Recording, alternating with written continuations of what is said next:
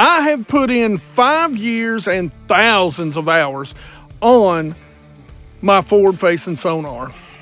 So when you talk about baits and how to use them, I know a little something about them. And I'm going to talk to you about 5 for fall bass fishing. And I'm going to give you some tips that are going to help you catch more fish while doing it. That's right, geeks. Now listen, I'm going to give you the same disclaimer that we're going to have in another video, and I'm going to tell you this right now. Listen to me. I talk about fishing LiveScope without electronics, from bank, from boat. And by the way, you bank anglers, I know a lot of new ones come in all the time.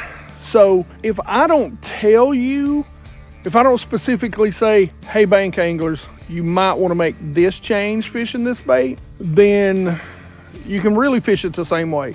90% of the time, as far as bank anglers go, the only thing you want to do differently than what I'm doing with a certain bait in the how-tos, probably lighten it up if it's something like a jig or a worm weight or something like that. But for all the rest, yeah, you just do it however you want. All you LiveScope trolls, don't come in here hating, going on, I'll just block you, I'll get rid of you. We're here to learn how to fish, no matter who you are, where you are, and have fun. We're here to make fishing fun again, not make fishing a pain in the rear end. So if you want to complain or you want to piss, bitch, and moan, I've been married 31 years. Again, you're not bothering me, I'll just block you. I don't have to listen to you because I don't love you. I love my wife. Again, honey, I'm sorry. You don't complain that much, I swear. Now, for all the rest of you that's not a troll, let's go. Now, here's the good thing about LiveScope that I can tell you, and a lot of pros are going to tell you all this other stuff.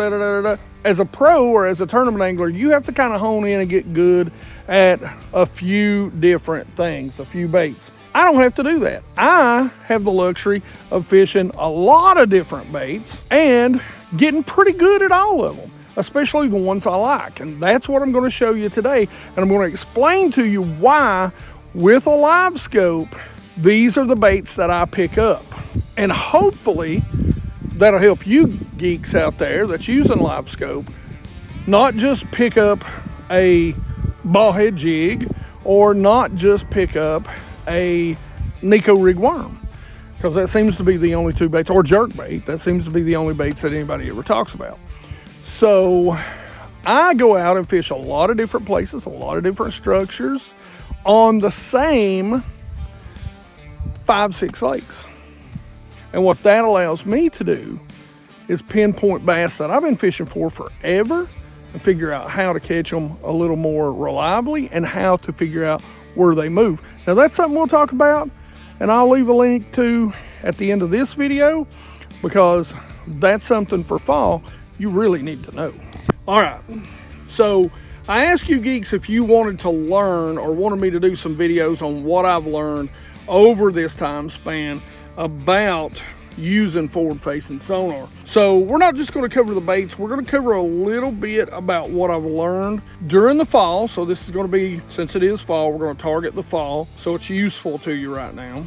What I've learned about the jerkbaits themselves and when they're at their best and what you need to look for. And a lot of this stuff, there's no way for anyone to explain it to you. You really have to just be out there and learn the body language of the bass. So how are they reacting to a bait? How are they reacting to a cadence of the bait or a color of the bait? And that's just going to take time on the water on your lakes that you're fishing. It's going to take time of you just kind of going through baits. Like when you're learning this, you can't be lazy. Like you have to be able to understand very quickly what or how those fish are reacting to the particular bait, the particular color, or the particular cadence that you're throwing. You have to be able to make a quick decision on whether you want to change one of those things. But a jerkbait, and this is an obvious one, everybody talks about jerkbaits, but I like to downsize jerkbaits in the fall. So this is the 110+1 Junior for mega bass, I fish a lot of clear water and I fish around a lot of smallmouth. So I'm going to fish matte shad, one of my favorite colors. It's not putting off a lot of flash, so it's very good. This, on the other hand, is the Flash Point from Booyah, and you can really see the difference in the lips. It's got a lot more action to it, side-to-side action, a lot more roll, a lot more flash, and it's going to be a little bit brighter. So you can also see I'm going to make some adjustments. Those are called suspend dots, because sometimes I need to get this down even deeper to the bass. Now, here's one myth I'm going to bust almost right away, and it comes to the pause when we get into colder water. I mean, I'll be honest with you, rarely do I pause even 5 seconds anymore. Generally, it's going to be about a 3-second pause at the best. And the reason why is because I've watched too many bass come up to a stationary bait, and if they're going to bite it when it's stationary, they're going to bite it within that worst case 5 seconds. 90% of the time, within 3 seconds, they've done turned off of it. Activity levels of the bass. This, during the fall, when the water temps are dropping, when we've got some of that volatile weather, when we've got that cold front coming through, which is going to fire those bass up in the fall, that early fall, late September, early November, when that water temp is dropping, those bass are going to be at their most active. And a lot of times the reason why is because they're going to be triggered to feed up for the winter. So these two are going to be two when they're up shallower in the water column, maybe when they're around some shallow structure. That's what I'm going to go with. This is a little more active. This is a little more passive. I'm going to tell you, 3 casts. You can tell within 3 casts. Really, you can tell within 2 most of the time if they're really active. If they're really going to be on this bait, this color, this action, this cadence. A lot of times I can throw in and I can twitch, and you'll see them. There might be 5 or 10 bass, or there might be 1, and they'll come up to it and they'll keep swiping at it. Then you make a cast back at that bass. He may kind of come look at it, and then you'll make another cast at that bass. He won't even look at the bait. It'll just go right on by. So you've got really 1 cast to make it matter. If he's ultra aggressive on it, make a 2nd cast. If he kind of just follows and he's not ultra moving, darting, really making a run at it, then go ahead and change something. Change your twitch action, change your bait or your color, because there's something about it he doesn't like. But like I said, as you get a little bit later in the fall, so like we haven't got on a good jerkbait bite yet, but that bite should be coming really soon. That's, to me, more of a mid-fall sort of deal, is the jerkbait bite. Now let's talk about soft jerkbaits. This is one of my absolute favorites. You know, anywhere between, and something that we've sort of discovered, especially in the Highlands clear reservoirs, is what seems to happen early in the morning is those bass seem to be out there. They seem to be out there on those flats or on whatever it is that they seem to be pushing those shad up on. And when they're out there pushing those shad up on that, they'll be out there suspended. I mean, you know, I showed Mike yesterday a shot probably 200 bass in a 50-yard section.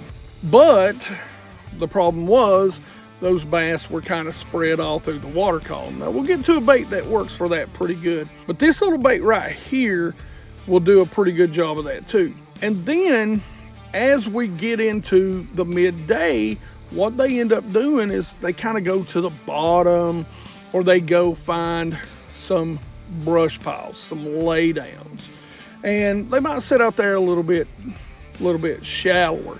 Now I will say this, most of the time they're going to stay at about the bottom of that visibility. So Like we got about 10 foot right now. Well, they're gonna be in about 10 foot of water.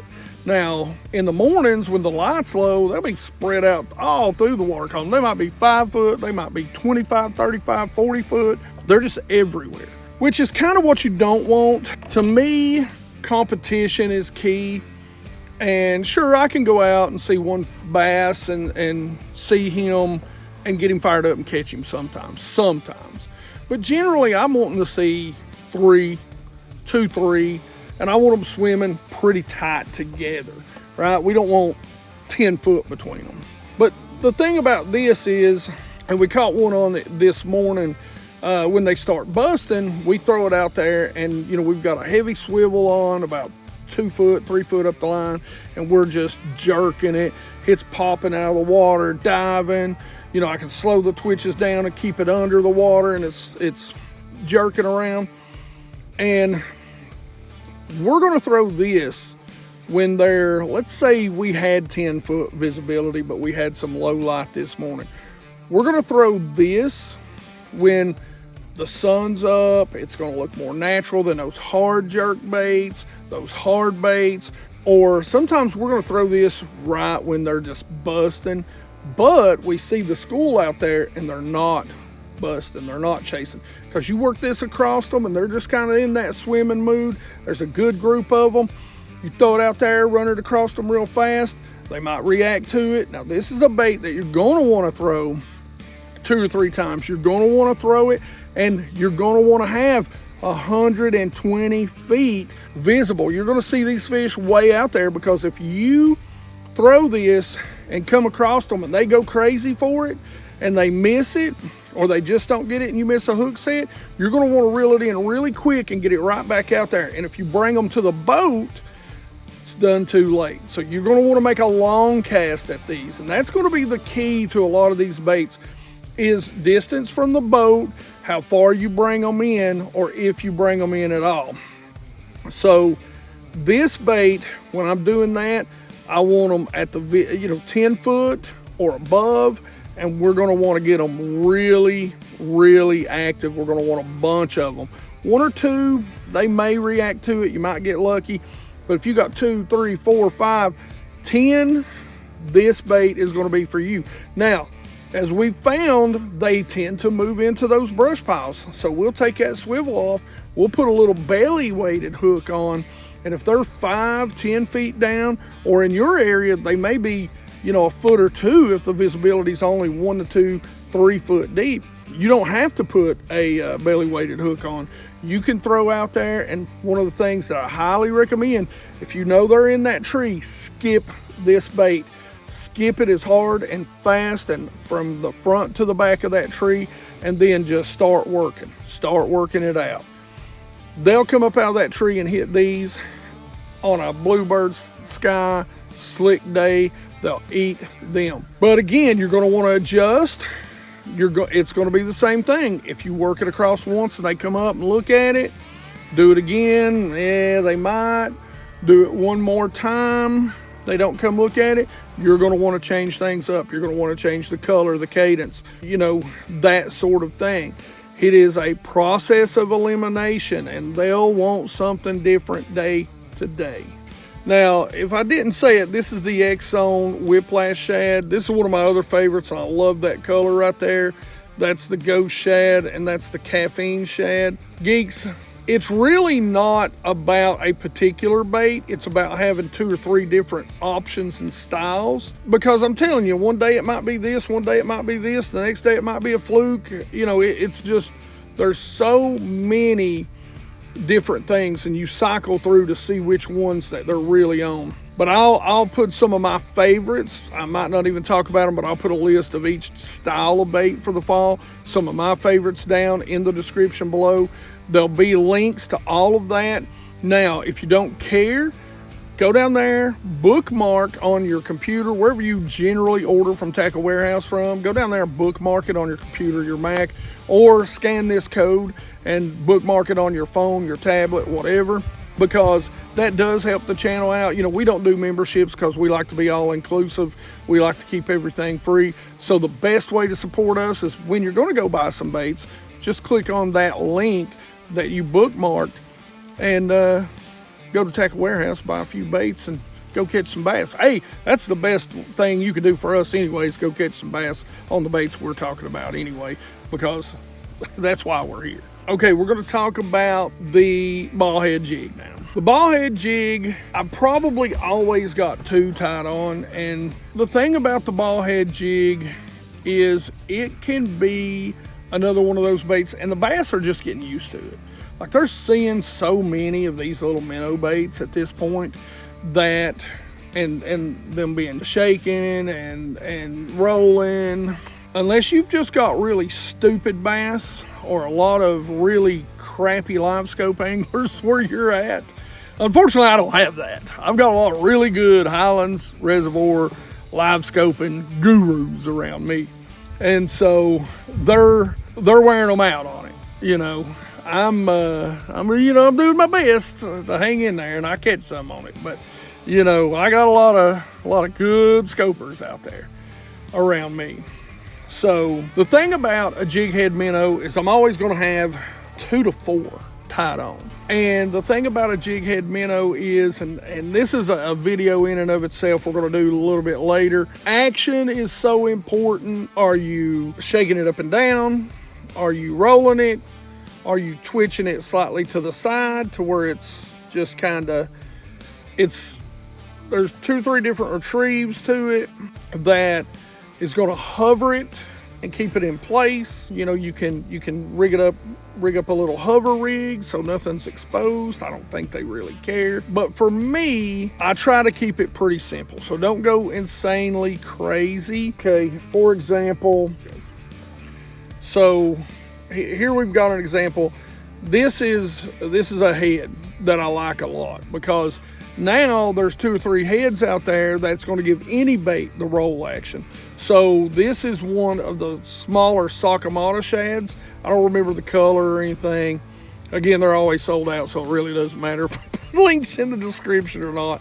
But it's winged and it's got a roll action to it, and it's got a little bit of a round dying action if you've got light enough weight. But again, I fish deep, so the drop, it really doesn't matter. I've got to get it down there pretty quick to them. If it's up shallower, sure, that's going to matter to you. I seen a guy talking about that the other day, that he likes it when he puts it on like a, 16th and it kind of swirls around. Well, listen, if I let it swirl around 30 foot down, it ain't going to get to them in time. And that's sort of what I'm saying. There's several heads. The Big Daddy Baits head, which is just a standard, to the Angler Tungsten Eclipse head. Love the eye. I really think that does matter. I've had so many more bites on that. To the Ring Roller, to the Jaw Dropper by First Gen. It just adjusts the action. And, I'm just going to be honest with you. Like, I get the whole Sakamata shad thing. I mean, it is a good bait, but I can take, this is probably my go-to right now. And a lot of it's got to do with color and buoyancy, because it's from Strike King and it's got a, it's made out of that elastic material. It floats. So any good floating material, I think, works a lot better. But this is a Queen's Tackle Rollin' Strollin' head, and I use it. This combination has probably caught more fish for me over the past 2 years than anything else. And the reason why is because, I'll give you a little bit, it's just action. A lot of people, I heard a pro one day say that a rolling bait will stay in place more because it's rolling. Well, that's really not true. Look, I can take an 1/8 or a 1/16 and put it on any bait and get my bait to head ratio right, and I can keep it sitting there in 3 foot of water to where it almost hovers and it never moves. It'd take me an hour to get it back. I can take an 1/8 in about 10 foot or 5 to 10 foot, and I mean, I can sit there and up pop it. So some of them are like, well, if you're sitting there twitching, it comes more horizontally back to you, and rolling makes it sit there longer. A lot of that just depends on bait to weight ratio. And again, I'm going deep down this rabbit hole. So I'm just going to show you some of my favorite baits.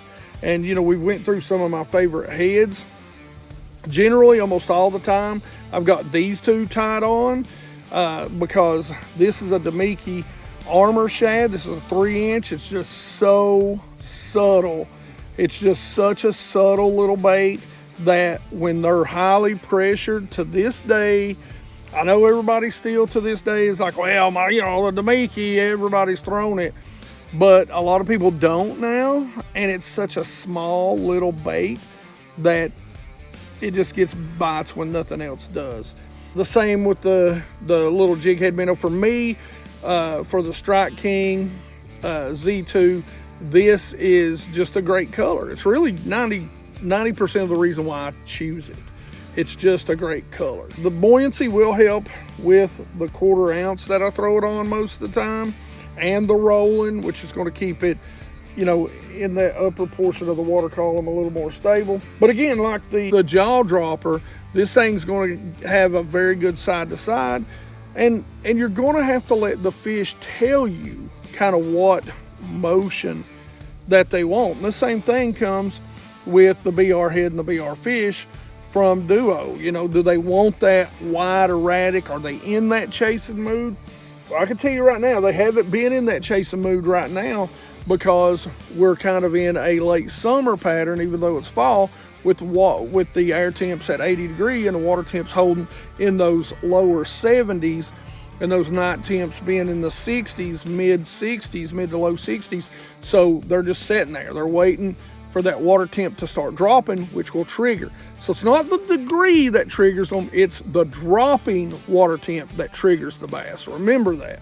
If the water temps are staying stable, they're probably going to slow down. But if the water temps are dropping, they're going to speed the bite up. So if you can plan your trips around that, that's a huge key in the fall. We'll go bigger. If you're around bigger shad, the Raid Fish Roller, this is one of Fish Skins, love this one. Even the Damiki Armor shad in a 5-inch, the big ones.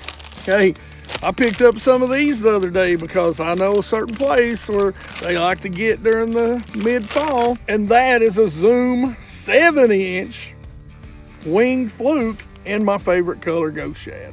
But, in the end, again, geeks, this is the X-Zone Rally Shad, a brand new one. I like it because it's got a lot of girth to it. And, of course, this little color right here, don't sleep on it. This is the, I think, Christie Natural by Yum.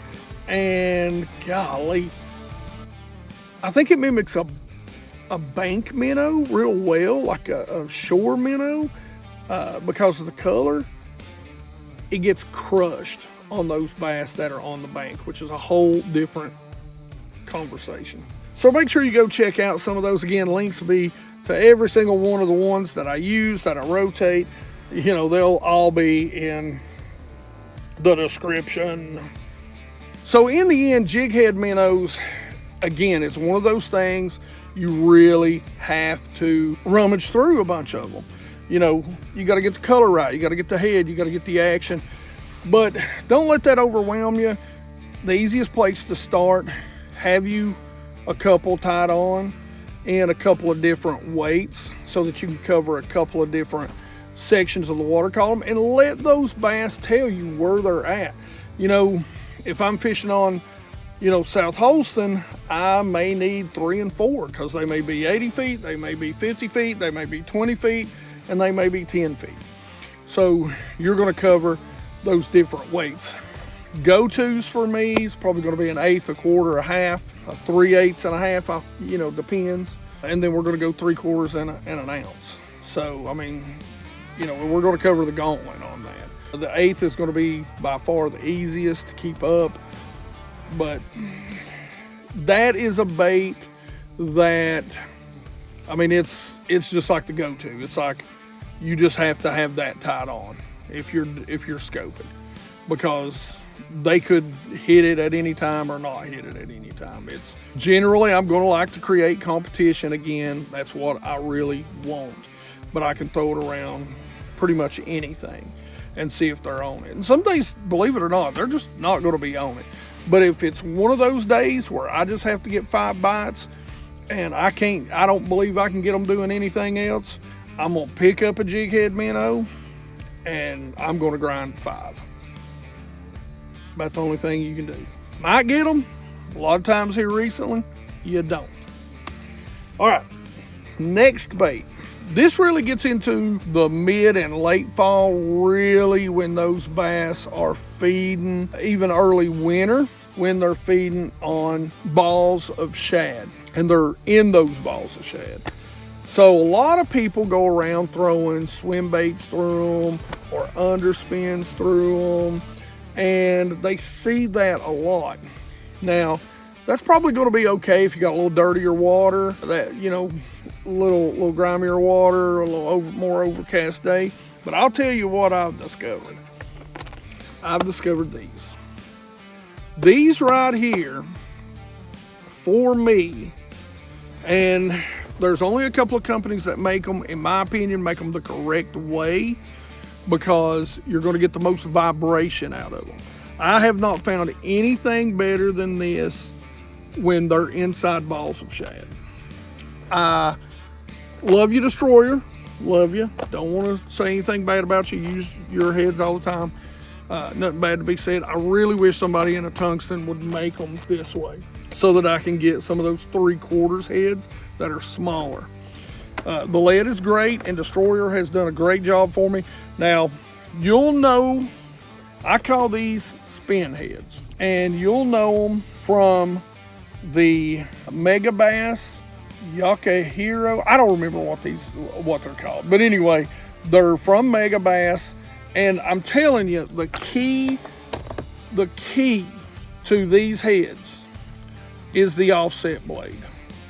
If you get one that's a standard clover leaf, you'll get it's balanced. So you'll get a little tight wiggle, but this gives you a good head wobble. This is not a clover leaf. It is unbalanced. You've got a wide side and you've got a clover leaf side, and it causes that bait to roll hard even at the slowest speeds. And that's what I like about it. But the problem is, I believe they only make these in like an 1/8 ounce. So if you need to fish deeper than that, good luck. That's where Destroyer comes in.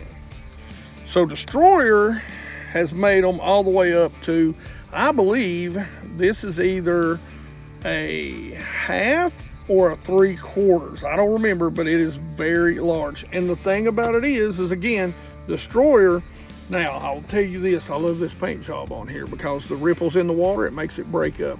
Again, he puts the eyes on the head. I think that is, again, huge importance for target, because a lot of your finesse swim baits don't have eyes. A lot of times I will put a black dot on each side with a marker if I'm using something that does not have an eye on it. But again, you'll see right here, he has the offset blades, which even at this size of head gives this bait a little roll.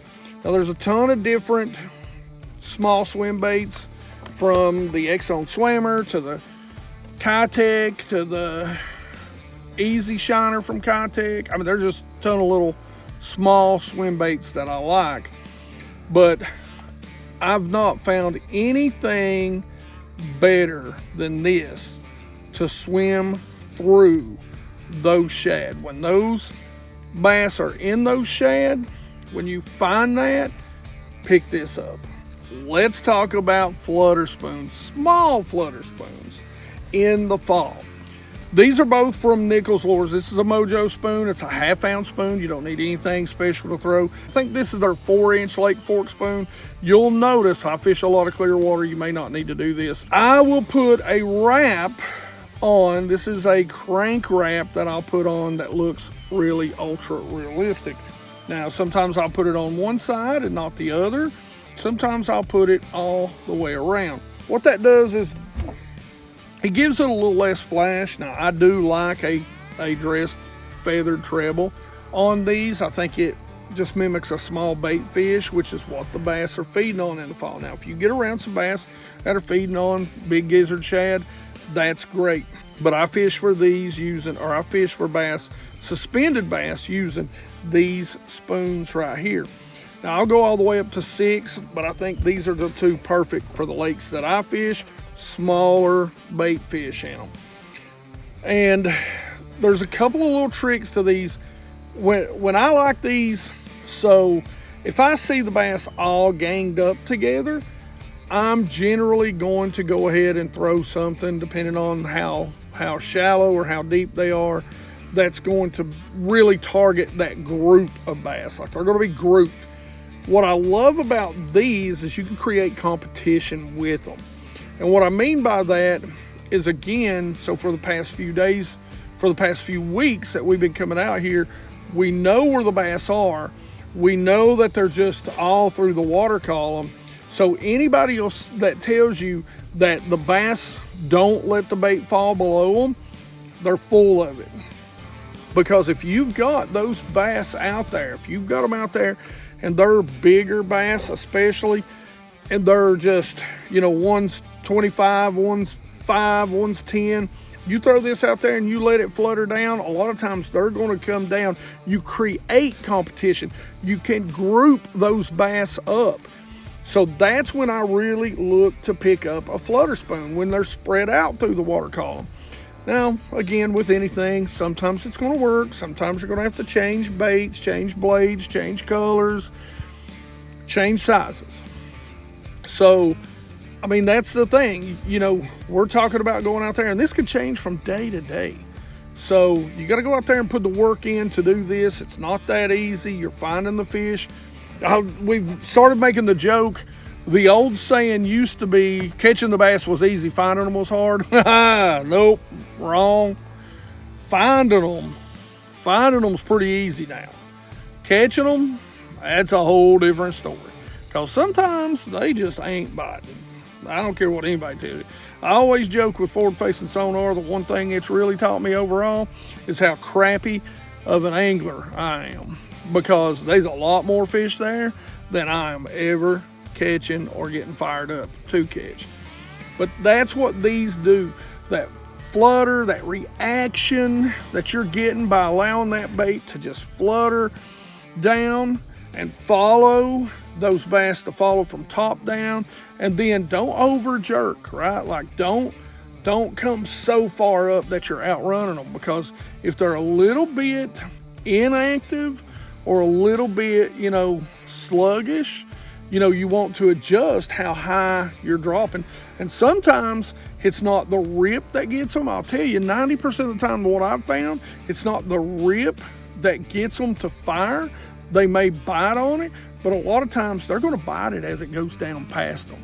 So be ready to just lift, and then if you feel, set that hook on them, because a lot of times as it's fluttering, that's the reaction bite. Next up, and a lot of people don't get this, and I'm amazed you don't see this more. We kind of seen it down on Lake Murray when the herring were spawning. We've seen them throwing a lot of, you know, the riser style baits. I think they were throwing a Strike King version of that.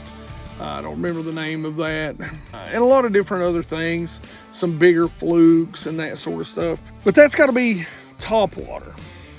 This is probably one of my go-to categories when it comes to scoping from summer to mid and late fall. A topwater in clear water, a topwater, as long as they are, and again, I stress that you should always pay attention to the visibility of the water you're fishing. Take a white bait, put it on a hook, drop it over, see with polarized glasses on how far down before that bait disappears. That's going to be where it just disappears. That's going to be how clear or dirty that water is. So again, we fish ultra clear water 10, 12, 15 feet right here, right now. The biggest thing is don't worry if you've got 10, 15, 20 feet of visibility that those bass aren't going to come up, because they're sight feeders. They are. Now, if they're largemouth, they're not going to come up as quick. So you need to make sure that you're just ringing the dinner bell. You're just walking it nice and slow, and then pausing after you get over top of them. Once you see the bass begin to come up, just give them time to get there. And then right as they get there, make them react. That's the key. I mean, to me, anytime I see those bass that shallow, if I'm fishing water that's 10 foot clear and they're at the 10 foot, I've got schools of them or groups of 3, 4, 5, I'm gonna throw a topwater. If I'm fishing 3 foot of visibility and those bass are 3 foot, I'm gonna fish a topwater over top of them. One of the biggest reasons why I think a topwater works, because in the ultra clear lakes that we fish, I can tell you this bait is more effective when they're shallow, when they are visibility line shallow, than a jig head minnow, because they're sight feeders. They rely on their sight. And I think what happens here is these baits break up the surface. So if you have a dead slick calm day, bluebird skies, we've got a ton of videos where we've done this. Dead slick calm, bluebird sky, they should be biting topwater over 50, 150 feet, but they do if you see them out there, because they're out there roaming, chasing shad. So you throw it out there, when you move, what does it do? It creates ripples. It creates a disturbance on the water. They're not seeing as much of this bait. Now, as a matter of fact, again, I go back to saying there's some really good scopers here where I live, and they're starting to catch on to this. And I know down on like some of the Alabama lakes, they've been doing this for a long time for some of those spotted bass and all that. And they're ripping a lot of these baits. They're ripping a lot of these topwater baits. Again, it goes back to which ones are best. Well, it really depends on the lake you're on, the conditions you're in. That all matters, and you're gonna have to learn what is working best for you. But, you know, here lately, I think they've began to see so many of these one-knocking baits now that we're really having to get into these clear baits and these more subtle baits like, you know, the Catch Viva pencil popper, or, you know, where this bait has put me numerous 16, 20-pound bags in clear waters over the years. But that sound, I think, is keying them into what it is. I would show you a Karashi, which we caught a couple of fish on the other day, which is very much kind of like this. And, you know, it's a little more quiet, but it's a little subsurface. You can fish it slightly below the water. And there's going to be a time in the fall when the bass just don't want to bust the surface, because a lot of times the air temps are a little bit lower than the water temps, and that's why you get fog. They don't want to be cold. They don't want to get out of their nice warm water and get into the regular air. But you can still call them up and get them to come up and just nip at it if you work it right. So don't be working at it 100 miles an hour if you're out there. And I say that, and then I show you this bait right here. So when we talk about this bait, what's great about it is you're working it at 100 miles an hour, but they're going to bite this bait at a totally different time than they bite this bait. They're going to be super active when they come get this bait. And a lot of times what I'm going to do is, again, distance matters. I'm going to see those fish out there 100 feet, 80 feet, and I'm going to throw this and I'm going to bring it over top of them, because if they don't hit it the first time, they're going to follow to the boat. So I'm going to keep reeling, and I need to get out there. If it fires them up and they come up and they're like, oh man, we didn't see that coming, I want to get out there and get a second cast into them. So this is one of those second cast baits that you're going to want. And that is really 5 baits that I love to use for forward-facing sonar. You notice I didn't even say anything about a worm or anything like that. It's because, man, they're chasing shad right now. I want to get out there and I want to fish fast. And if I can, the slowest thing I'm going to throw is a jig head minnow. And even then I'm going, you know, so I hope I've dropped some tidbits of knowledge. This is, you know, getting into the individual baits when it comes to this. Like I said, the jig head minnow, I could probably do 3 videos on individual head and bait combos that do different things. But this is some of the stuff that I've learned, and I'm going to try and share this. If you guys are interested in this, let me know. You know, we just dropped another video that really talks about the movements of bass in the fall, and I think that's got some really good knowledge in it, and I'm not going to go into any more than that, but you can go watch that video right here. Otherwise, questions and comments in the comment section below. Like it if you like it. Don't forget to subscribe. Make sure you ring that bell so you get the notifications. Help us get to 100K. Be part of that 100% Watch Squad. And you geeks rock.